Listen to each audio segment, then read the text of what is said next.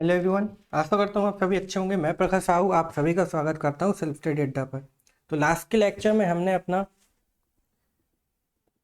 हमने परिचय देख लिया था, अनुप्रयोग देख लिए, नकारात्मक सकारात्मक प्रभाव देखे और भारत में आईसीटी से संबंधित प्रमुख संस्थाएं देखी थी और हमने रेडियो भी अपना कवर कर लिया था। तो ये सारी चीज़ें हम यहाँ पर देख चुके हैं।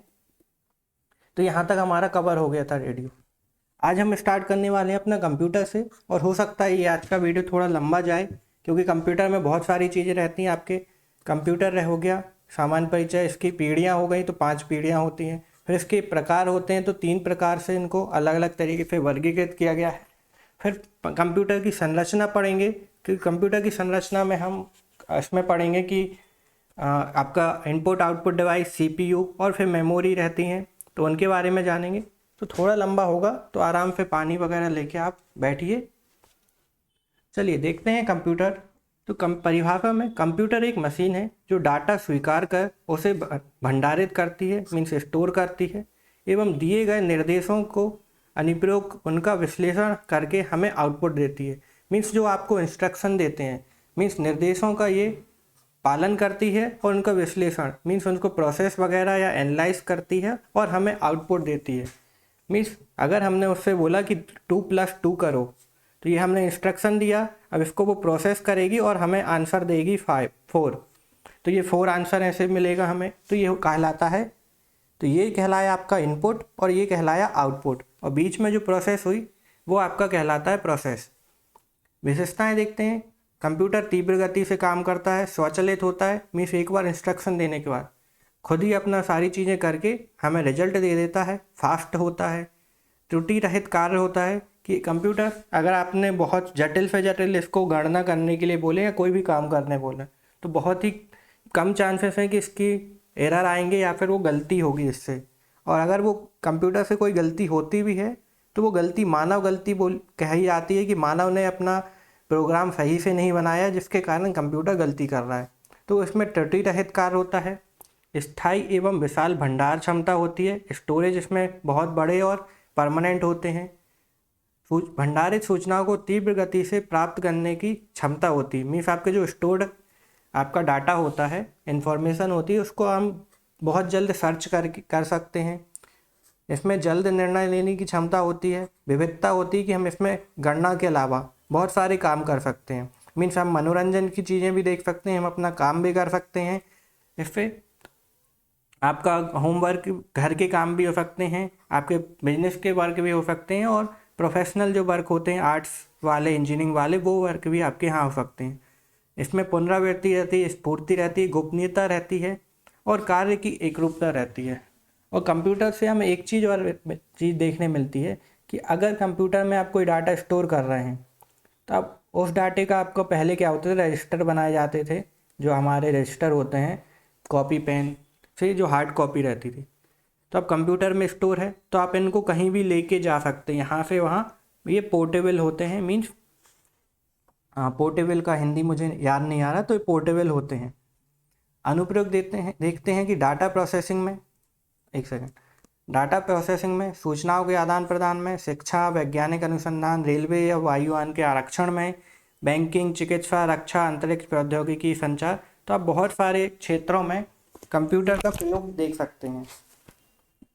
इवन आज आपके जो घर है, जो बड़े बड़े इंस्टीट्यूट हो गए, उसके अलावा भी आपका जो घर है, घर में भी आप कंप्यूटर का प्रयोग देख सकते हैं।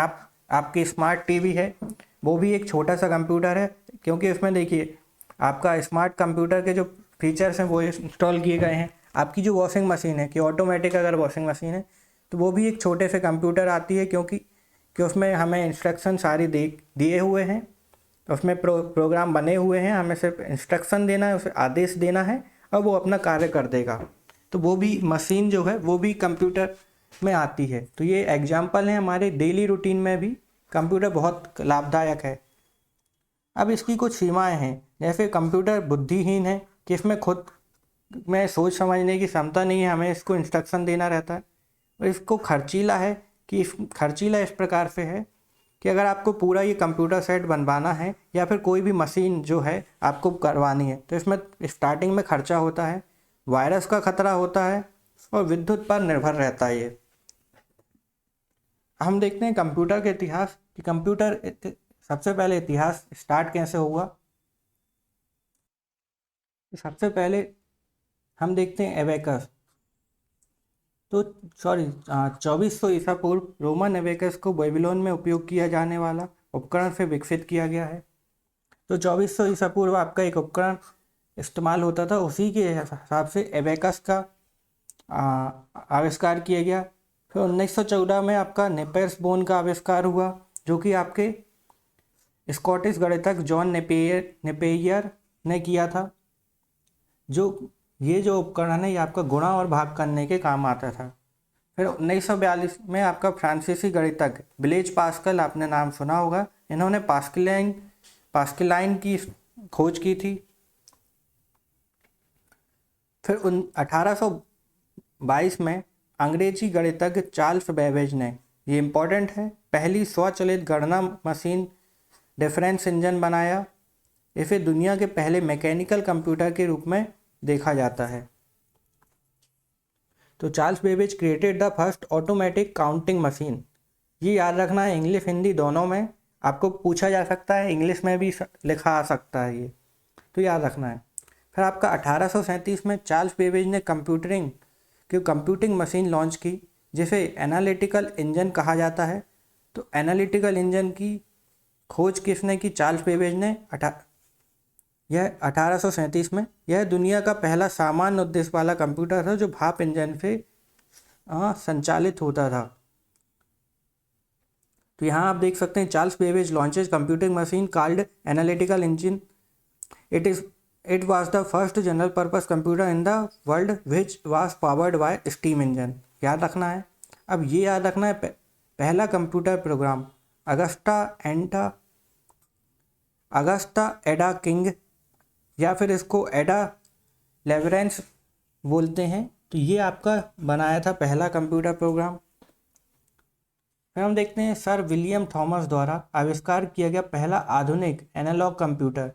तो जो आपका एनालॉग कंप्यूटर था पहला, तो सर विलियम थॉमस ने उसके आविष्कार किया था, जो कि आपकी ज्वार भाटा की जो भविष्यवाणी है उसके लिए उपयोग में आता था। जो टाइड है, तो टाइड प्रेडिक्शन के लिए उपयोग किया जाता था। फिर 1935 में एलन ट्यूरिंग ने सॉफ्टवेयर के सिद्धांत के साथ साथ आने वाले पहले व्यक्ति थे। तो सॉफ्टवेयर का सिद्धांत किसने दिया था? एलन ट्यूरिंग में। तो आपको इंग्लिश में भी देखना है, एलन ट्यूरिंग, ये आपके इन्होंने थ्योरी ऑफ सॉफ्टवेयर दी थी इन 1935। फिर देखते हैं ENIAC, electronic numerical integrated and calculator. ये आपको फुल फॉर्म याद रखना है, यहाँ से क्वेश्चन आ सकता है कि इसका फुल फॉर्म क्या है, और अक्सर फुल फॉर्म से क्वेश्चन कहीं ना कहीं एक आध क्वेश्चन पूछा जाता है। तो दुनिया का पहला इलेक्ट्रॉनिक कंप्यूटर है जिसे JN एनिएक तथा, ये आपका को नहीं है, ये वाह है, जे प्रेस्पर और जॉन मुचली द्वारा विकसित किया गया था। ये आपके प्रमुख वैज्ञानिक थे, ये इनके सहायक थे। तो इनके द्वारा एनिएक का विकास किया गया था या फिर बनाया गया था। फिर देखते हैं 1958 में जैक किल्बी और रॉबर्ट नायर्स ने इंटीग्रेटेड सर्किट का आविष्कार किया। तो चीज़ें आपको याद रखनी है, जैक किल्बी और रॉबर्ट नायर्स ने इंटीग्रेटेड सर्किट का आविष्कार किया। और कंप्यूटर जो आपके पहले बहुत बड़े हुआ करते थे, देखिए पहले आपके बहुत बड़े बड़े कंप्यूटर का उपयोग होता था, जो कि एक कमरे से भी बड़े, बल्कि हॉल से भी बड़े, हॉल बराबर होते थे। फिर आपका द्वितीय पीढ़ी आई जिसमें कंप्यूटर ट्रांजिस्टर की खोज हुई। तो ट्रांजिस्टर के उपयोग से कंप्यूटर का आकार छोटा हुआ और ये अब छोटे से कमरे के हिसाब के हुए। अब इंटीग्रेटेड सर्किट आए तो एक कंप्यूटर अब एक टेबल के साइज के आने लगे, जिसमें आपके बहुत सारे ट्रांजिस्टर लगे होते थे। फिर हम देखते हैं 1963 में डगलस ने आपके कंप्यूटर में जो माउस उपयोग होता है उसकी खोज की। फिर 1974 से 77 में IBM और एप्पल, जो आपकी प्रमुख कंपनी है अभी भी कार्यरत हैं, ये IBM और एप्पल ऐसे कुछ ब्रांड थे जिन्होंने पहले पर्सनल कंप्यूटर को बाहर रखा। तो हमें जो पर्सनल कंप्यूटर मिले वो 1974 से मिलने स्टार्ट हुए। अब लैपटॉप की खोज देखते हैं, 1981 में हुई जो हमारे एडम ओसबोर्न ने की। तो भैया एडम ओसबोर्न ने हमारे लैपटॉप की खोज की 1981 में, जिसे हमने ऑसबोर्न फर्स्ट कहा था, जो पहला लैपटॉप था। देखिए यहाँ से उतने क्वेश्चन नहीं आएंगे ये, लेकिन आपको जानकारी होना ज़रूरी है कि ऐसे कंप्यूटर का इतिहास स्टार्ट हुआ था, कंप्यूटर में इस तरह विकास हुआ। अब देखते हैं हम कंप्यूटर की पीढ़ियाँ। तो हार्डवेयर के हिसाब से कंप्यूटर की ये पीढ़ियाँ बांटी गई हैं 5 भागों में। देखते हैं फर्स्ट जनरेशन आपकी, देखिए समय कितने से कितने होता है ये आपके यहाँ पे क्वेश्चन नहीं आते, आपको याद रखना है 14वीं सेंचुरी में आपकी फर्स्ट जनरेशन थी, जो वैक्यूम ट्यूब रहते थे उसके आधार पर थी। तो ये आपका पूरा एक हॉल है, हॉल में ऐसे वैक्यूम ट्यूब बिछाए दिए जाते थे और ये एक मशीन रहती थी, ये वैक्यूम ट्यूब से कनेक्टेड रहती थी और ये अपने गणना करने के काम आती थी। फिर सेकंड जनरेशन आया जब ट्रांजिस्टर की खोज हुई, तो कंप्यूटर में ट्रांजिस्टर का उपयोग हुआ। तो अब कंप्यूटर का आकार एक कमरे बराबर हो गया है और इनमें ट्रांजिस्टर लगे हैं। फिर आपकी थर्ड जनरेशन आई जिसमें इंटीग्रेटेड सर्किट का उपयोग हो रहा है। अब इंटीग्रेटेड सर्किट आपके और छोटे होते हैं, जिससे एक टेबल बराबर, जो आपकी एक टेबल होती है, ये आपकी टेबल है, इस टेबल बराबर आपके कंप्यूटर होते थे ऐसे, ये आपका एक कंप्यूटर है टेबल बराबर। और जो आपका इंटीग्रेटेड सर्किट है जिसको आईसी बोलते हैं, इसमें आपके करीब 100 से या 1000 करीब आपके एक ट्रांजिस्टर लगे होते हैं, जो ये ट्रांजिस्टर नहीं लगे होते हैं। फिर फोर्थ जनरेशन होती है आपकी माइक्रो प्रोसेसर में, जिसमें हज़ारों ट्रांजिस्टर लगे होते हैं, या सिंपली बोल सकते हैं सैकड़ों इंटीग्रेटेड सर्किट होते हैं।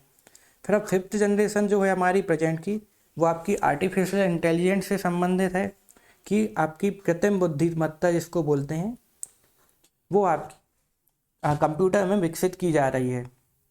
तो एक एक करके हम पूरी पीढ़ियाँ देखते हैं उनकी डिटेल। कि मुख्य इलेक्ट्रॉनिक घटक आपका वैक्यूम ट्यूब है। आपके अगर क्वेश्चन बनते हैं, अगर आप MPPSC में, तो यहाँ से अभी तक क्वेश्चन नहीं आए। फिर ENIAC का क्वेश्चन आए हैं, इनके फुल फॉर्म वगैरह। देखिए अगर आप पटवारी, व्यापम या कोई अन्य MP का आप ऐसा एग्ज़ाम दे रहे हैं जहाँ कंप्यूटर पूछा जाता है, तो ये चैप्टर आपके लिए, जो ये आज का ये कोर्स है, ये आपके लिए इम्पोर्टेंट रहता है, क्योंकि यहाँ से पीढ़ियों से डायरेक्ट क्वेश्चन आते हैं। और ये क्वेश्चन ज़्यादातर ये पूछे जाते हैं कि प्रथम पीढ़ी का प्रमुख इलेक्ट्रॉनिक घटक क्या है। तो हमने जो पहले टेबल देखी थी ये, तो ये आपके इलेक्ट्रॉनिक घटक हैं, ये आपके हार्डवेयर हैं। ये यहाँ से क्वेश्चन आते हैं किस जनरेशन में किस हार्डवेयर का यूज़ हो रहा है, तो ये आपको याद रखना है। इसमें मेमोरी के लिए हमारा चुंबकीय ड्रम या फिर चुंबकीय टेप का इस्तेमाल होता था। अभी मशीनी लैंग्वेज का इस्तेमाल हो रहा है। इनकी शक्ति बहुत अधिक, मतलब जो बहुत अधिक बिजली खपत करते थे और गर्मी उत्पन्न करते थे। ये आप देख रहे हैं, ये एक पूरे कमरे या हॉल के बराबर होते हैं, और इनके पीछे करीब वैक्यूम ट्यूब बनी रहती बहुत बड़ी बड़ी। इनकी गति थोड़ी धीमी होती थी, आकार बहुत बड़ा होता था, अक्सर पूरे कमरे को घेर लेते थे। इनपुट आउटपुट डिवाइस में आपका पंच कार्ड और पेपर टेप का इस्तेमाल होता है। तो आउटपुट ये कैसे देते थे कि आपका ये मान लीजिए एक ये सीट है, इस पर ठप्पा लगाकर एक पंच कर कर अपना ऐसी आकृति उभार दी जाती थी। तो इस तरह ये आउटपुट देते थे। आप जैसे सील ठप्पा लगाते ना, सील लगाते या ठप्पा लगाते, उसी प्रकार ये बहुत प्रेशर से एक सीट पर आउटपुट देते थे। ये होता आपका पंच कार्ड। उदाहरण के लिए ENIAC हो गया, यूनिवैक हो गया, ये आपको याद रखने।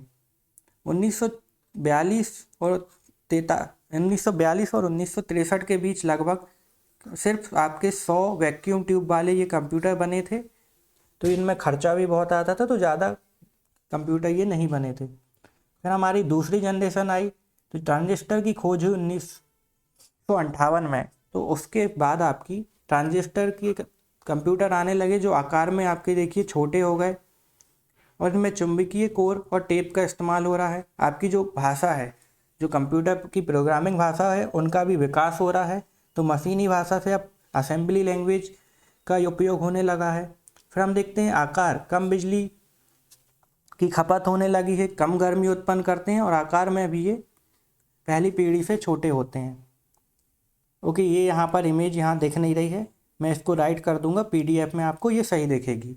और हमारी ये जो PDF है आप टेलीग्राम के चैनल से डाउनलोड कर सकते हैं। गति में देखते हैं इसकी गति पहली पीढ़ी से तेज हुई है, मीन सुधार आया है। इनपुट आउटपुट डिवाइस में अभी भी पंच कार्ड और चुंबकीय टेप का इस्तेमाल हो रहा है। और एग्जाम्पल आपको एनी बैक याद रखना है। देखिए यहाँ पे एग्जाम्पल आपके कहीं नहीं पूछे जाते, सिंपली आपको ट्रांजिस्टर याद रखना है कि द्वितीय पीढ़ी में ट्रांजिस्टर का इस्तेमाल होता था और असेंबली भाषा का इस्तेमाल होता था।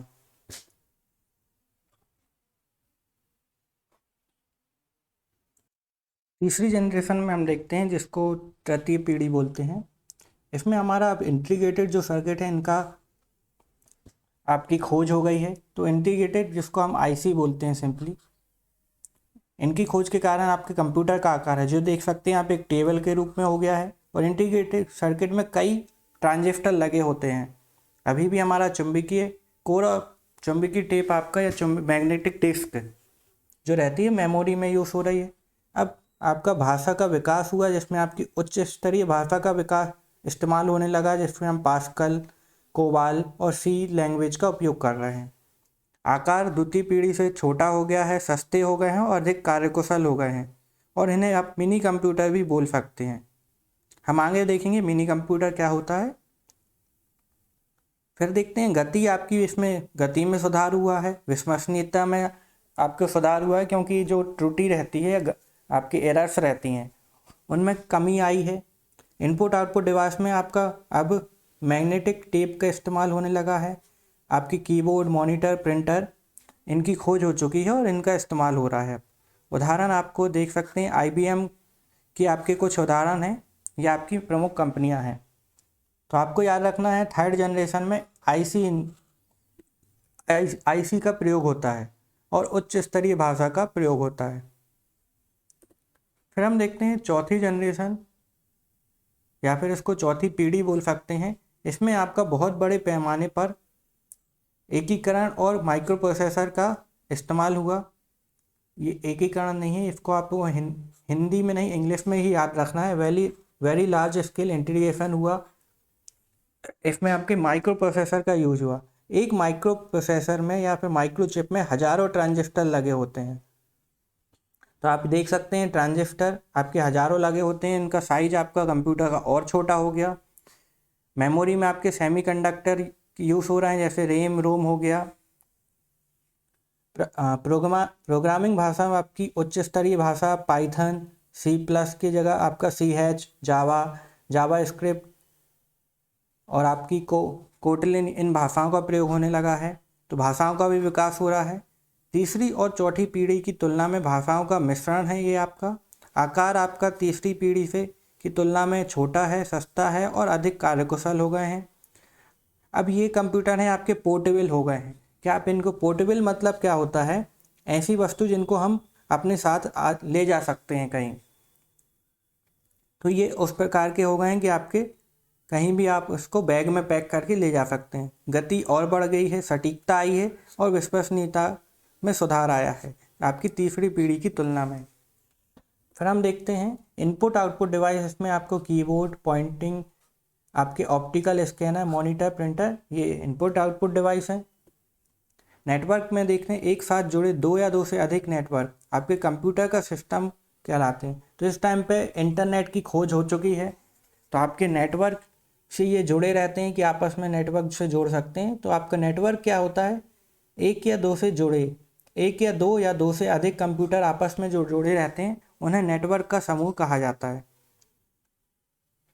उदाहरण आप देख सकते हैं IBM के कंप्यूटर हैं, यहाँ पर एप्पल के कंप्यूटर भी आना शुरू हो गए।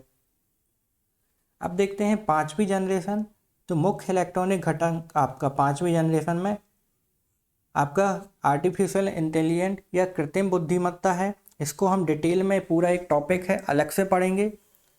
इसमें हम कंप्यूटर को जो आपकी कृत्रिम सूझबूझ होती है, समझ होती है, उसको डेवलप करने में इस फील्ड का उपयोग होता है। अल्ट्रा लार्ज स्केल में आपका इंटीग्रेशन हो रहा है, समांतर प्रसंस्करण हो रहा है, मीन्स इस पद्धति का उपयोग हो रहा है। तो हम देख लेते हैं ये क्या है। ULSI मीन्स आपका अल्ट्रा लार्ज स्केल इंटीग्रेशन हो रहा है। एक माइक्रोचिप पर लाखों ट्रांजिस्टर लगाए जाते हैं। इस चीज़ में पहले कितने होते थे? हजारों, अब लाखों ट्रांजिस्टर लगाए जा रहे हैं जिनका आपसे कार्यकुशलता में प्रभाव मीन्स बढ़ोतरी हुई है।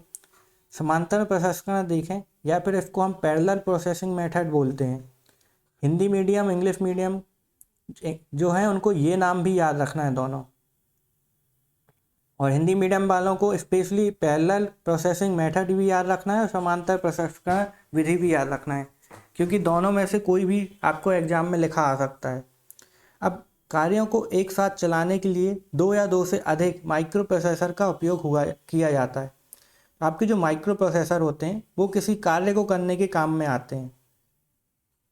अब एक कार्य को करने के लिए दो या दो से अधिक माइक्रो प्रोसेसर का यूज़ हो रहा है, उसी को हम बोलते हैं पैरेलल प्रोसेसिंग मेथड। भाषा आपकी प्राकृतिक भाषा का इस्तेमाल होने लगा है, मीन्स भाषा जो मानव को समझ में आने लगी। जैसे कि आप अगर गूगल पे कुछ सर्च करते हैं तो वहाँ से आपको रिटर्न में एक वॉइस सुनाई देती है जो आपने सर्च किया उसके बारे में कुछ जानकारी देती है। तो ये आपकी मशीनी लैंग्वेज का प्रयोग हो रहा है यहाँ पर। तो आप देख सकते हैं ये प्राकृतिक भाषा है, आपकी जो समझ में आए इस तरीके का इस्तेमाल हो रहा है। तो हम मशीनी लैंग्वेज क्या होती है ये भी अपने एक अलग से टॉपिक है पीएससी का, वहाँ देखेंगे। तो जब आप ये कोर्स पूरा कर लेंगे तो आपको बहुत सारी चीज़ें समझ में आने वाली हैं। अब देखते हैं पावर, कम बिजली की खपत हो रही है, कम गर्मी उत्पन्न कर रहे हैं, गति आपकी बढ़ गई है, सटीकता आई है, विश्वसनीयता में सुधार हुआ है चौथी पीढ़ी की तुलना में, और ये आपके पोर्टेबल हो गए हैं लैपटॉप वगैरह के अलावा ये आप खुद इनमें रोबोटिक्स का उपयोग हो रहा है, ये भी हमारा एक अलग टॉपिक है, वो भी हम देखेंगे। आकार में देखें पोर्टेबल हैं, आकार में छोटे हैं और विशाल स्टोरेज क्षमता है। इनपुट आउटपुट डिवाइस में हम देख लेते हैं keyboard, monitor, mouse, tab kit, आपका टच स्क्रीन, पेन। तो ये आपके इनपुट आउटपुट डिवाइस हैं। उदाहरण आप देख सकते हैं डेस्कटॉप, लैपटॉप, टैबलेट हो गया, आपका स्मार्टफोन हो गया, इसके साथ आपका स्मार्ट वॉच आती है। तो आपकी जो वॉच है वो भी आपका इसका उदाहरण है। आपकी जो बैंड आता है वो भी इसी का उदाहरण है। तो जो भी आप इस टेक्नोलॉजी मीन्स आप देख सकते हैं अपने आसपास, ये सारी इसी फील्ड की मीन्स इसी पीढ़ी का उदाहरण है। आपने घर पे देखा होगा स्मार्ट फैन आते हैं, स्मार्ट वॉशिंग मशीन आती हैं, स्मार्ट इलेक्ट्रॉनिक्स के आइटम आते हैं, वो सारे भी आपके इसी पीढ़ी में आएंगे। अब कंप्यूटर देखते हैं, एक अद्भुत तकनीक, एक सरकारी व्यवसाय तकनीक से लोगों को घरों में, कार्यस्थलों में, लोगों के जेब तक हर जगह आपके करीब 100 वर्षों के कम समय में आपकी जो कंप्यूटर की तकनीक है ये हर जगह पहुंच गई है। तो हमारी पीढ़ियां यहाँ देखते हैं, अगली पीढ़ी जो 5 पीढ़ियां हैं वो यहाँ कंप्लीट हैं। अब जो नेक्स्ट जनरेशन की पीढ़ी हैं वो हम देखते हैं कि हमारी इन पर वर्क चल रहा है और इस पर हमारा बहुत ज़्यादा फ़ायदा होने वाला है अगर ये जैसे ही डेवलप हो जाती हैं। तो नैनो कंप्यूटर बन रहा है नैनो टेक्नोलॉजी से। तो बहुत छोटे छोटे नैनो ट्यूब्स का उपयोग किया जाता है इनमें। आप देख सकते हैं ये आपके इतने छोटे छोटे कंप्यूटर, ये पूरे एक कंप्यूटर हैं अपने अंदर में। इनका वर्क कैसे होगा ये अलग एक प्रोसेस है कि इनको आपस में जोड़ा जाता है और इनको इंस्ट्रक्शन दिए जाता है और ये आपस में वर्क करते हैं। मीन्स आपको वर्क करके आउटपुट दे देंगे। तो आप एक जेब में कंप्यूटर रख के घूम सकते हैं। ये आपका चावल का दाना है और ये आपका कंप्यूटर है। तो नैनो ट्यूब्स का उपयोग से आपके छोटे छोटे कंप्यूटर बनाए जा रहे हैं और ये विशाल क्षमता वाले कंप्यूटर होते हैं। अब सेकंड हम देखते हैं क्वांटम कंप्यूटर। तो ये जो इमेज देख रहे हैं आप क्वांटम कंप्यूटर है। अगर आपने फिजिक्स पढ़ी है तो आप उसमें क्वांटम मैकेनिक्स पढ़ेंगे। तो उस क्वांटम मैकेनिक्स में हमारी उसी टेक्नोलॉजी पे क्वांटम कंप्यूटर का विकास हो रहा है। तो विद्युत किरणों की ऊर्जा इलेक्ट्रॉनिक्स की उपस्थिति से के कारण होती है। तो हम फिजिक्स में देखते हैं जो विद्युत किरणें होती हैं उनकी ऊर्जा किस वजह से होती है, हमारे उसमें इलेक्ट्रॉन, प्रोटॉन, न्यूट्रॉन उपस्थित होते हैं। तो इलेक्ट्रॉनों की वजह से विद्युत आपकी जो भी पदार्थ रहता है उसमें ऊर्जा रहती है। तो उन्हीं का यहाँ प्रयोग हो रहा है। इलेक्ट्रॉन जो उनकी कक्षा रहती है उसमें तेज़ी से यात्रा करते हैं।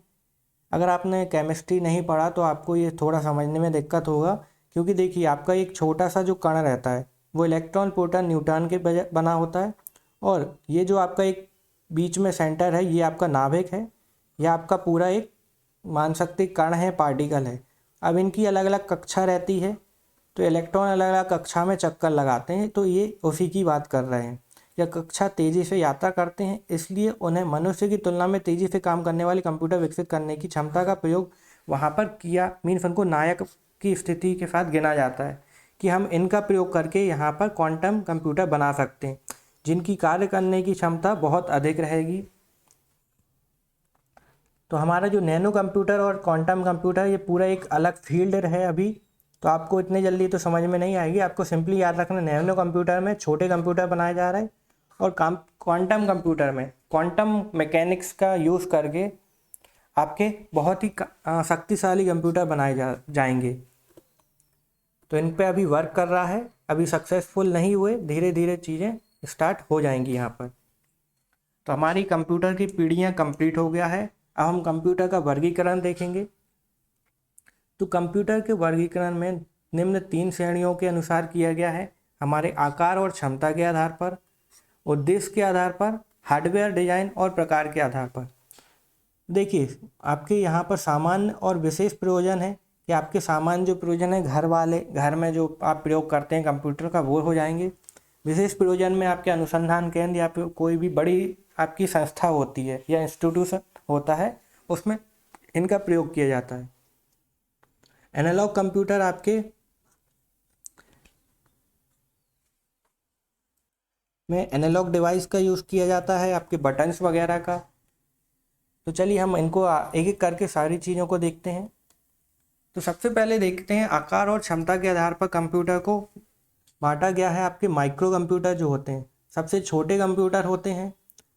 हम आज घर पर कई कंप्यूटर का उपयोग कर रहे हैं। जो सबसे आम माइक्रो कंप्यूटर हैं, वर्ष 1970 में माइक्रो प्रोसेसर के आविष्कार के साथ कम लागत उचित मूल्य पर व्यक्तिगत रूप से मीन्स आपके सभी लोगों को मिलने वाले कंप्यूटरों का विकास हुआ, का उपयोग करना संभव हो गया। इसे हम डिजिटल पर्सनल कंप्यूटर के रूप में भी जानते हैं। तो हम पर्सनल कंप्यूटर बोलते हैं, इसका एक अन्य नाम है।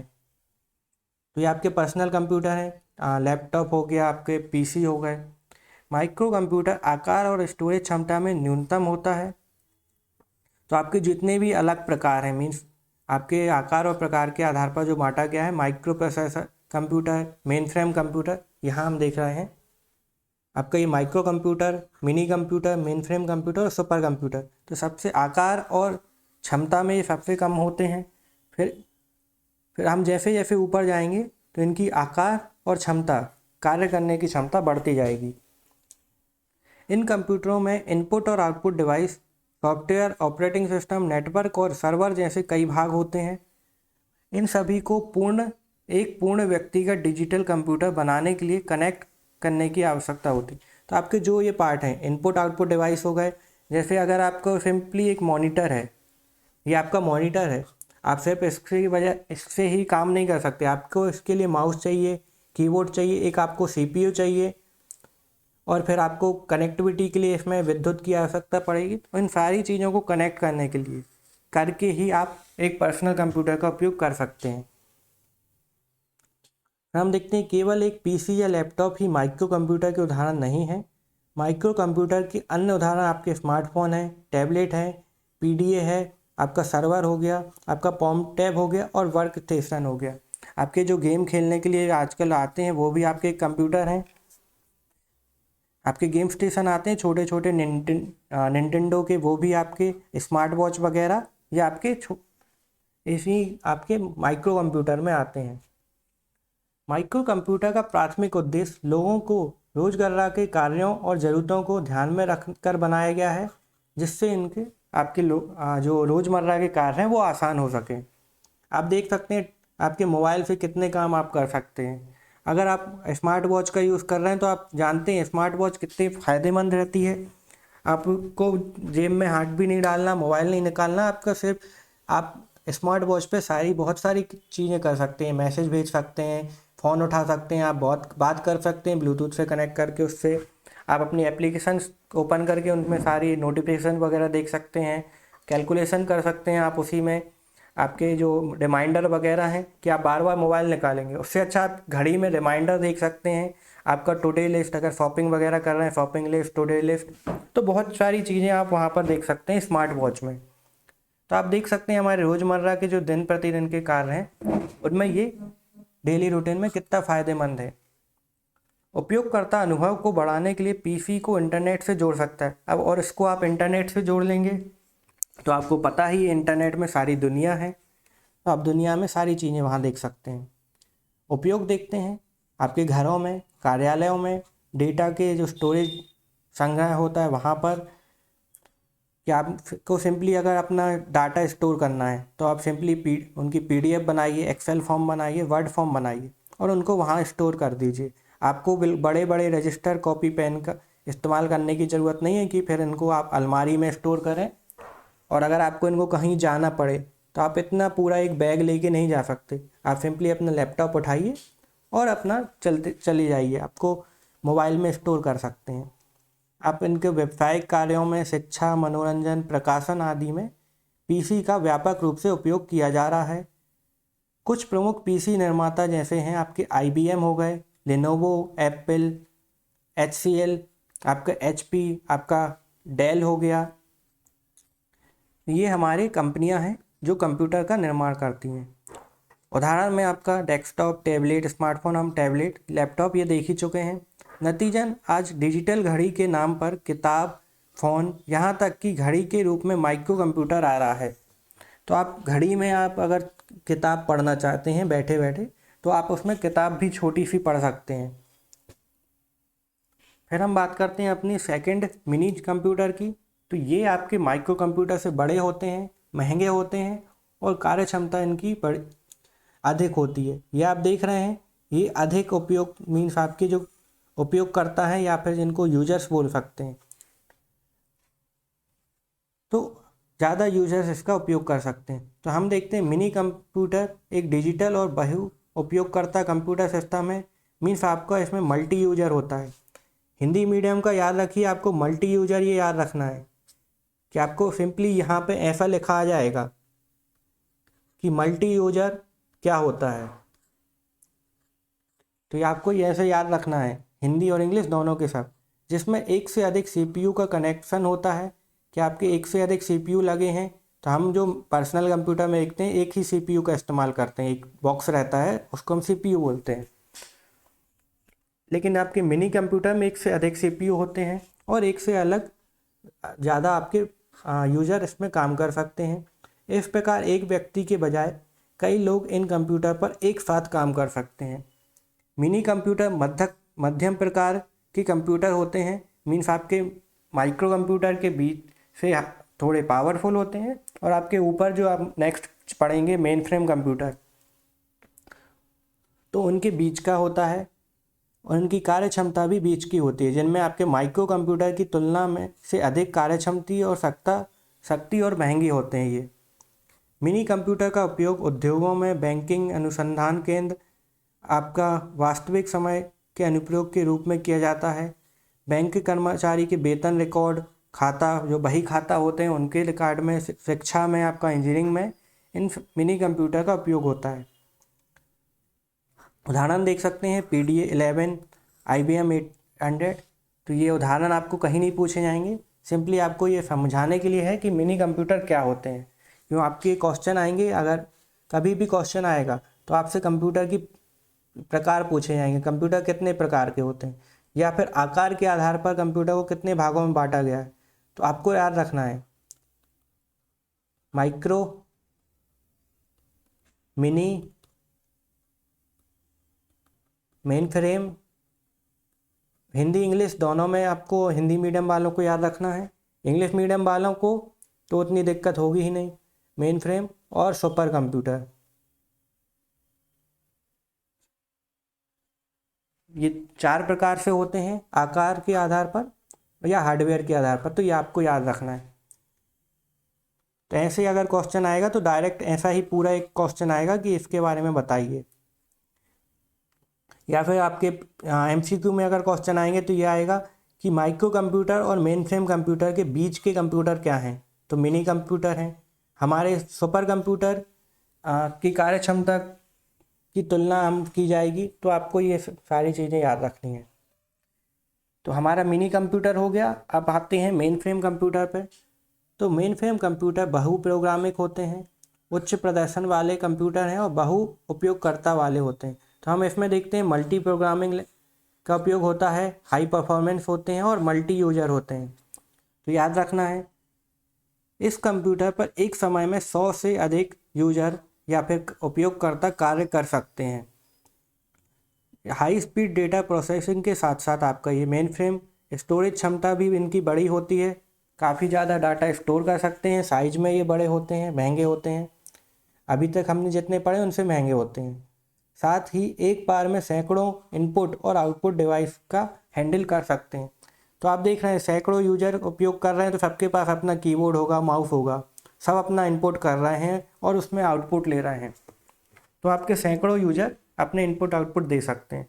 उपयोग आप देख सकते हैं बैंकों में होता है, जो बड़ी बड़ी बैंकें होती हैं वहाँ पर इनका उपयोग होता है, जहाँ सैकड़ों कर्मचारी हैं एक ही मेन फ्रेम कंप्यूटर पर वर्क कर रहे हैं, जो आपस में नेट से कनेक्ट है और सारा डाटा, जैसे एक यूजर है, मान लीजिए ये यूजर है, एक यूजर ने अपना डाटा अपडेट किया, अपना डाटा डाला और उसको सेव कर दिया, तो सभी के लिए वो डाटा सेव हो जाएगा, चेंज हो जाएगा, जो इसने चेंज किया वो सभी को दिखने लगेगा। तो इनका कार्य ऐसे होता है। बड़ी बड़ी कंपनियों में, वैज्ञानिक अनुसंधान में, रेलवे के डिपार्टमेंट्स में, आपके वाणिज्य विभाग में, मीन्स आपका वाणिज्य विभाग में हो जाएगा, आपके साइंटिफिक रिसर्च में हो जाएंगे। और इसके साथ साथ आपका ये कंप्यूटर 24 घंटे कामकाज कर सकते हैं। इन पर सैकड़ों उपयोगकर्ता काम कर सकते हैं। उदाहरण आपको याद मत रखिए, चल जाएगा। तो हमारे हो गए, अभी तक हमने पढ़े आपके माइक्रो कंप्यूटर, मिनी कंप्यूटर और मेन फ्रेम। अब बात करते हैं सुपर कंप्यूटर की। तो ये सबसे इम्पोर्टेंट है, इसको अच्छे से देखना आप। सुपर कंप्यूटर डेटा प्रोसेसिंग के लिए सबसे तेज होते हैं, शक्तिशाली और महंगे होते हैं। तो आपकी जैसे बड़ी बड़ी इंस्टीट्यूशन हो गई, जैसे नासा, आपने नाम सुना होगा, अंतरिक्ष अनुसंधान केंद्र है, जिसको हम एरोनॉटिकल इंस्टीट्यूशन बोलते हैं। फिर आपका इसरो हो गया। तो ऐसी जो बड़ी बड़ी इंस्टीट्यूशन है वो हमारे सुपर कंप्यूटर का उपयोग करती हैं। प्रकार के ये है, सुपर कंप्यूटर का आकार और स्टोरेज क्षमता काफ़ी अधिक होती है। विशाल परिसर की आवश्यकता होती है, मीन्स ये एक कमरे में भी नहीं आते, इनको बहुत बड़ी जगह चाहिए रहती है, जिसे उच्च उत्पादकता के साथ कम समय में बड़ी मात्रा में डाटा संसाधित करने के लिए डिज़ाइन किया गया है। इनकी प्रोडक्टिविटी होती है वो बहुत हाई होती है और जो प्रोसेसिंग स्पीड है वो काफ़ी अधिक होती है। तो हम यहाँ देख सकते हैं, supercomputer is a very fast and powerful and expensive type of computer for processing data. Supercomputer size and storage capacity are also huge. It's designed to process vast amount of data in a short time with high productivity। तो ये आप देख सकते हैं English medium वाले। अनुप्रयोग देखते हैं कि इनका उपयोग ऊर्जा और परमाणु हथियार के अनुसंधान में होता है। विमान, हवाई जहाज़ उड़ाने वाले जो सिम्युलेटर हैं, तो आपके जो विमान कैसे बनाए जाते उड़ते हैं, तो उनको डिजाइन किया जाता है, तो उसमें इनका उपयोग किया जाता है। अच्छा, एक चीज़ आपको याद रखिए, जैसे हवाई जहाज़ की बात हुई, तो एक कंप्यूटर का उपयोग होता है। आप जैसे कभी भी हवाई जहाज़ में देखते हैं मूवीज़ वगैरह में कि कंट्रोल रूम में, जो कंट्रोल रूम बड़े बड़े होते हैं जहाँ पर बहुत सारे वर्कर काम करते हैं, तो इन बहुत सारे हवाई जहाज़ हैं, मान लो 1000 से ज़्यादा हवाई जहाज़ हैं और सबके अलग अलग आपके रूट हैं। तो इसकी कैलकुलेशन कौन करता है कि कौन से रूट वाला कौन सा जा रहा है और ये आपस में टकराए नहीं। तो यहाँ पर सुपर कंप्यूटर का यूज़ होता है। तो सुपर कंप्यूटर सिंपली क्या करता है, सारे रूटों को देखता है कि ये हवाई जहाज़ इस रूट से जा रहा है, इस समय पे जा रहा है, और ये इस रूट से जा रहा है इस समय पे, तो ये आपस में टकराएंगे नहीं। इनकी कैलकुलेशन करता है और रियल टाइम में, मान लीजिए अगर ये हवाई जहाज़ लेट हो गया और इसकी संभावना है इस हवाई जहाज़ पे टकराने की, तो ये हमें एक वार्निंग भी दे देता है कि यहाँ पर प्रॉब्लम है, और ऑटोमेटिक अपडेट करता रहता है कि हमारी ट्रेन का या फिर जो प्लान का टाइमिंग है वो लेट हो रही है, बढ़ रही है। तो इस यहाँ पर हमारे ये कंप्यूटर यूज़ होते हैं कि ऑटोमेटिक सारे कार्य होता रहता है। फिर हम जलवायु अनुसंधान में देखते हैं कि फिर मौसम पूर्वानुमान, प्राकृतिक आपदाओं की गणना, भविष्यवाणी के लिए यहाँ पर उपयोग होता है। तो आपके पूरे ये कैलकुलेशन इनमें डाटा स्टोर कर दिया जाता है और उसके आधार पर ये बताते हैं कि क्या कौन से किस प्रकार का मौसम होना है, ज्वार भाटा कैसे हैं, कहाँ पे चक्रवात आ सकते हैं, कहाँ भूकंप की स्थिति है। फिर हम देखते हैं अंतरिक्ष यान उपग्रह प्रक्षेपण में इनका उपयोग होता है। वैज्ञानिक अनुसंधान प्रयोगशालाओं में उपयोग किए जाते हैं। फिर हम रासायनिक और जैविक अनुसंधान केंद्रों में भी इनका उपयोग किया जाता है। तो इनको हम डिटेल में पढ़ेंगे धीरे धीरे। आपका पूरा जब कोर्स देखेंगे तो आप पूरा चीज़ समझ जाएंगे कि कहाँ इनका उपयोग होता है। उदाहरण देखते हैं हमारे। आपको याद रखना है परम, जो ये परम 100 है, सॉरी 1000 है, ये आपको याद रखना है। IBM का रोड बर्नर याद रखना है और ब्लू जीन याद रखना है। ये 3 आपको उदाहरण में याद रखने हैं, ये आपके पूछे जाते हैं एग्जाम में। और दुनिया का पहला जो सुपर कंप्यूटर है वो सीमोर के द्वारा बनाया गया, जिसको हम CDC 6600 बोलते हैं। तो ये आपका कंट्रोल डाटा कॉरपोरेशन बोला जाता है इसको, 6600। तो ये आपको याद रखना है, जो कि आपका सीमोर क्ले द्वारा बनाया गया था। तो हमारा यहाँ सुपर कंप्यूटर कंप्लीट होता है। तो हम देखते हैं भारत में सुपर कंप्यूटर। तो भारत में परम श्रृंखला, तो कुछ श्रृंखलाएँ चलती हैं। तो परम श्रृंखला में आपका परम 1000 को प्रगत संगणन विकास केंद्र ने बनाया गया है, जिसको हम CDEC बोलते हैं। तो आपका development for central for development of advance computing, जो आपका पुणे में है, जिसकी स्थापना 1998 में हुई, हमने लास्ट लेक्चर में पढ़ा था। तो इसके द्वारा इसका निर्माण किया गया है। इसके अलावा परम श्रृंखला के आपके परम शिवाय स्वदेशी रूप का असेंबली किया गया पहला सुपर कंप्यूटर है, जिसको असेंबली किया गया है, बनाया नहीं गया है, याद रखना है, जो कि IIT में स्थापित किया गया है। इसके बाद IIT खड़गपुर और IISER पुणे में परम शक्ति, ये आपका परम शक्ति और परम ब्रह्मा को स्थापित किया गया है। तो ये 4 हमारे हो गए परम सीरीज के। इसके निर्माण का श्रेय CDEC के निर्देशक विजय भास्कर को जाता है। CDEC ने परम पद्मा नाम से एक सुपर कंप्यूटर भी विकसित किया है। तो आप याद रखना है, ये परम पद्मा जो नाम से एक सुपर कंप्यूटर हाल ही में विकसित किया है, 2000 आपको शायद 13 से 15 के बीच में हुआ होगा। ऐसे सुपर कंप्यूटर दुनिया के केवल 5 देश में हैं, आपके अमेरिका, जापान, चीन, इजराइल। उसके बाद भारत ऐसा देश है जिसके पास ये सुपर कंप्यूटर है। तो आप देख सकते हैं सुपर कंप्यूटर कितने इम्पोर्टेंट हैं देश के विकास के लिए। अब देखते हैं अनुपम श्रृंखला के सुपर कंप्यूटर आपके बार्क के द्वारा बनाए जा रहे हैं। तो बार्क आपका क्या होता है, भाभा परमाणु अनुसंधान केंद्र, जो आपके मुंबई में है। ये आपको याद रखना है। चलिए आपके लिए होमवर्क मैं देता हूँ। बार्क का आपको याद रखना है, मीन्स आपको सर्च करना है गूगल पे कि इसकी स्थापना कब हुई थी, इसका स्थापना किसने की थी, और इसका आपको हेडक्वार्टर्स वगैरह इसके बारे में कुछ डिटेल ये आपको सर्च करनी है और मुझे आपको व्हाट्सअप मैसेज पे मुझे सेंड करना। देखते हैं कितने स्टूडेंट ये चीज़ करते हैं। तो अनुपम श्रृंखला का विकास हमारे बार्क ने किया है, भाभा परमाणु अनुसंधान केंद्र के। फिर हम देखते हैं हमारी पेस श्रृंखला आती है, तो आपकी पेस सीरीज है, उसके सुपर कंप्यूटर का विकास आपके DRDO कर रहा है। तो रक्षा अनुसंधान और विकास संगठन हमारा जो हैदराबाद द्वारा विकास स्थापित हो रहा है। तो आपको बार्क और ये DRDO दोनों की जानकारियाँ मुझे सेंड करनी है। तो ये आज आपका होमवर्क है, आप लिख के रखिएगा एक पेज पे और उस पेज की फ़ोटो मुझे सेंड करिएगा। चलिए आगे बढ़ते हैं। तो हमने देख लिए इतनी सारी चीज़ें हमने देख ली सुपर कंप्यूटर में। ये कुछ माइक्रो कंप्यूटर के एग्जाम्पल हैं।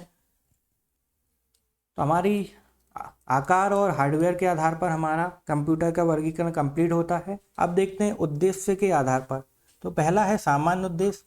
तो सामान्य कंप्यूटर रोज़मर्रा के विभिन्न कार्य कर सकते हैं, जैसे वर्ड प्रोसेसिंग, लेटर का लिखना, दस्तावेज बनाना या तैयार करना।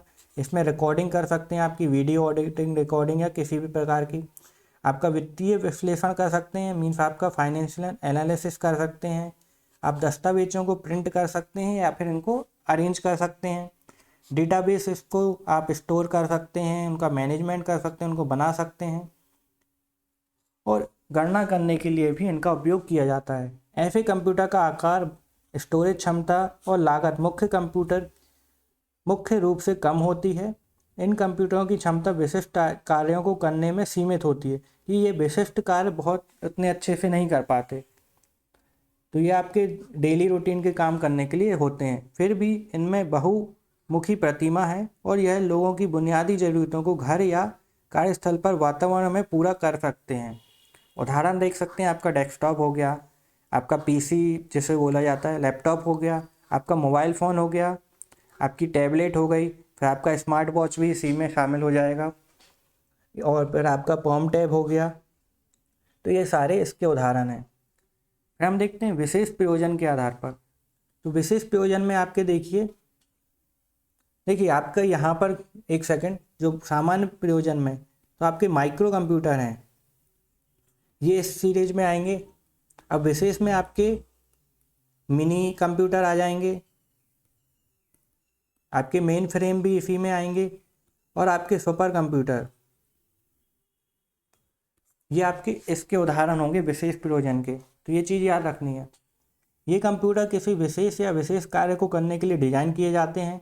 ऐसे कंप्यूटर का आकार, भंडार क्षमता और लागत मुख्य रूप से कार्य की प्रकृति के आधार पर और आकार पर निर्भर करती है। मीन्स आपका क्या कार्य है, आप किस कार्य के लिए इनका उपयोग कर रहे हैं, उसके हिसाब से इनकी आपके खर्चा वगैरह, आकार, साइज, भंडार और आपके खर्चा होता है। इन कंप्यूटरों का कार्य किसी विशेष कार्य के लिए होता है। इन कंप्यूटर का उपयोग मौसमों की भविष्यवाणी करने के लिए, अंतरिक्ष अनुसंधान में, कृषि इंजीनियरिंग में, मौसम विज्ञान में, उपग्रह संचालन में, यातायात नियंत्रण और वैज्ञानिक अनुसंधान मीन्स रासायनिक विज्ञान अनुसंधान में इनका उपयोग किया जाता है। तो इनके जो अनुप्रयोग हैं वही आपका विशेष कंप्यूटर में आ जाएंगे। उदाहरण देखते हैं, स्वचालित टेलर मशीन, एटीएम देखते हैं। तो एटीएम का कार्य क्या होता है, पैसों को देना, मीन्स आपके नकद को देना। फिर हम देखते हैं वॉशिंग मशीन कि आपकी वॉशिंग करने के, आपके निगरानी के उपकरण जो आपके सर्वेलेंस इक्विपमेंट होते हैं, ये आपके इसी में आते हैं। फिर मौसम का पूर्वानुमान के जो सिमुलेटर होते हैं, मीन्स वेदर फोरकास्टिंग सिमुलेटर्स में उपयोग होता है। यातायात नियंत्रण का एक अलग कंप्यूटर होता है जो आपके यातायात नियंत्रण करता है, कब कौन सी लाइट कहाँ कितने टाइम में जलानी है, इसका प्रयोग उसी में होता है। तो हमारे यहाँ तो सिंपली हमारी जो स्ट्रीट लाइट, जो ट्रैफिक लाइट होती है, उन्हीं में एक बॉक्स लगा होता है और उसी पे एक कंप्यूटर रहता है, वो उसकी जलाने का काम करता है। लेकिन फॉरेन में जो सारे ट्रैफिक सिग्नल रहते हैं वो आपस में एक हेडक्वार्टर में कनेक्ट रहते हैं और हेडक्वार्टर पे पूरा कंट्रोल किया जाता है कि कौन सा ट्रैफिक सिग्नल कब ओपन होगा और कब बंद होगा। और उसी में आपके जो कैमरे लगे होते हैं, तो हमारे यहाँ जो कैमरे लगे होते हैं उनका तो उतना काम नहीं रहता, कभी कभार तो बंद मिलते हैं। तो आपका ये डाटा स्टोर करते हैं, फ़ोटो खींचते रहते हैं, उसमें ऑटोमेटिक आपका फ़ोटो खिंच जाती है नंबर प्लेटों की, या फिर वीडियो रिकॉर्डिंग होती रहती है और यहाँ पर स्टोर हो जाते हैं इस बॉक्स में। तो यहाँ पर स्टोरेज को हम देखते हैं जब वीडियो रिकॉर्डिंग, तो हम उसमें देखते हैं कि किसी ने सिग्नल तोड़ा तो नहीं, किसी ने आपका बिना हेलमेट के गया तो हम उसको फिर चालान भेज देते हैं। लेकिन फॉरेन में आपका ये सारी चीज़ें आपके कंप्यूटरों द्वारा ऑटोमेटिक होती हैं, तो ऑटोमेटिक ही वहाँ पर सारी चीज़ें डिटेक्ट कर ली जाती हैं। तो इस प्रकार से कंप्यूटर का उपयोग होता है। फिर हम देखते हैं रक्षा अनुमुख उपयोग में होता है, आपका तेल अनुसंधान में, अन्वेषण प्रणाली में होता है। तो इन सारी चीज़ों में आपका विशेष कंप्यूटर प्रयोजन वाले कंप्यूटर का उपयोग होता है। अब देखते हैं हार्डवेयर डिजाइन और डेटा हैंडलिंग के आधार पर कंप्यूटरों को बांटा गया है एनालॉग और डिजिटल में। तो एनालॉग कंप्यूटर निरंतर डेटा मीन्स भौतिक राशि को लगातार बदलता रहता है, इनका उपयोग करके कार्य करता है। एनालॉग कंप्यूटर का उपयोग मुख्य रूप से भौतिक इकाइयों जैसे वोल्टेज, दबाव, विद्युत प्रवाह और तापमान को मापने और उन्हें अंक में बदलने के लिए किया जाता है। हम यहाँ देखते हैं ये इस प्रकार के आपके एनालॉग कंप्यूटर होते हैं। तो ये आप देख रहे हैं, इसमें आपके ये बटन्स, ये गोल घुमाने वाले रेगुलेटर होते हैं, ये आपके बटन्स हैं, ये आपके इस टाइप के बटन हैं। पहले जो आपका गाड़ी का जो मीटर आता था, जिसमें हमारी एक ऐसे पट्टी रहती थी और ये आपके नंबर उसमें शो होते थे। सिंपली आपके गाड़ी में जो स्पीड मीटर रहता था या फिर आपका जो उसमें कितने किलोमीटर गाड़ी चली वो चलते थे पहले वाले, तो वो आपके एनालॉग में रहते थे कि उनमें एक रील रहती थी, वो घूमती थी, तो वो आपके एनालॉग टाइप के आते हैं। इस टाइप के एनालॉग रहते थे। जो आपके रेडियो आते हैं पहले, रेडियो के अलावा जो डीजे वगैरह में इस्तेमाल होते थे, वो आपके इस प्रकार के रहते थे। फिर देखते हैं डिजिटल। जैसे कि इसके नाम से ही पता चल रहा है, एक डिजिटल कंप्यूटर के अक्षरों, संख्यात्मक मूल्यों या किसी अन्य विशेष प्रतीकों का प्रतिनिधित्व करता है। यह कंप्यूटर वह कंप्यूटर है जो डाटा को संसाधित करने के लिए, मीन्स प्रोसेस करने के लिए संख्या की गणना करता है, नंबर्स का कैलकुलेशन करता है। वे इलेक्ट्रॉनिक संकेतों पर चलते हैं, तो ये इलेक्ट्रॉनिक संकेतों पर चलते हैं और ये आपके सिंपली बटनों के माध्यम से चलते हैं। और द्विआधारी अंक पद्धति बाइनरी पर चलते हैं, तो आपके बाइनरी सिस्टम का उपयोग करते हैं 0 और 1 का। इनकी गति तेज होती है। चलिए हम देखते हैं। तो आपके जो नए प्रकार के कंप्यूटर हैं जो कि किसी भी भाषा का उपयोग कर रहे हैं, कंप्यूटर भाषा का, तो ये आपके डिजिटल कंप्यूटर में आते हैं। एनालॉग कंप्यूटर आपके ऐसे हो जाते हैं जो किसी भी आपकी स्मार्ट जो कंप्यूटर है वो नहीं है। आपके जो पुराने ज़माने के रेडियो थे जिसमें वॉल्यूम का बटन होता था, या फिर आपके कोई भी ऐसी डिवाइस हो गई जिसमें ये बटन होते हैं, या फिर कोई भी कैलकुलेशन सिंपली रहते हैं, या आपके पुराने टेलीफोन आते थे जिनमें बटनों का प्रयोग होता था। तो ये सारे आपके इसी प्रकार में आते हैं एनालॉग कंप्यूटर में। अब तीसरी जो प्रकार है, ये आपका मुख्य प्रकार नहीं है, हमारे दो मुख्य प्रकार यही हैं हार्डवेयर के आधार पर, एनालॉग और डिजिटल। लेकिन थर्ड आपका आ जाता है इनका कंबाइन, कि हाइब्रिड प्रकार के आते हैं। तो इनमें आपके संयुक्त जटिल कंप्यूटर इकाई है, इसमें एनालॉग और डिजिटल दोनों का प्रयोग होता है। एकल नियंत्रण प्रणाली का उपयोग होता है, मीन्स आपके इन दोनों को ऐड करके एक पद्धति बनाई जाती है, उसका प्रयोग किया जाता है। हाइब्रिड कंप्यूटर को डिजाइन करने का उद्देश्य ऐसे कार्य या सुविधा प्रदान करना है जो एनालॉग और डिजिटल दोनों उपयोग में पाई जाती हैं। अब आप देखते हैं कि आपके जो आज के कंप्यूटर आ रहे हैं इस प्रकार के आ रहे हैं। इसमें आप कुछ बटन्स देखेंगे कभी कभार, कि मान लीजिए आपका स्पीकर है, स्पीकर में सिंपली आपको रिमोट दिया गया है जिससे आप वॉल्यूम अप डाउन कर सकते हैं, लेकिन आपको एक एनालॉग का जो बटन है ये भी दिया गया है वॉल्यूम का, ऐसा आपका देखने मिलेगा। तो दोनों ये हाइब्रिड होते हैं। इस प्रकार के आपके ये कंप्यूटर होते हैं, एनालॉग और डिजिटल, और ये एनालॉग। फिर देखते हैं हम अपना यहाँ पर पूरा ये वर्गीकरण कंप्लीट हो चुका है, कंप्यूटर का वर्गीकरण। अब नया टॉपिक स्टार्ट कर रहे हैं, कंप्यूटर की संरचना। तो आई थिंक 50 मिनट से ज़्यादा हो चुके हैं, तो हम अपना अगले लेक्चर में कंप्यूटर की संरचना से स्टार्ट करेंगे। इसमें हम आपका पढ़ेंगे इनपुट यूनिट, आपके आउटपुट यूनिट, आपकी मेमोरी डिवाइस पढ़ेंगे कि कितने प्रकार की मेमोरी होती है। फिर सीपीयू के बारे में जानेंगे कि इसमें अर्थमेटिक एंड लॉजिकल यूनिट क्या होता है और कंट्रोल यूनिट क्या होता है। तो ये सारी चीज़ें आपको यहाँ पर देखने मिलेंगी। अगर आपको रीड करना है तो रीड कर सकते हैं, कल मैं आपको ये सारी चीज़ें समझा दूंगा। चलिए तो मिलते हैं हम नेक्स्ट लेक्चर में, तब तक के लिए अपना ध्यान रखिए, टेक केयर।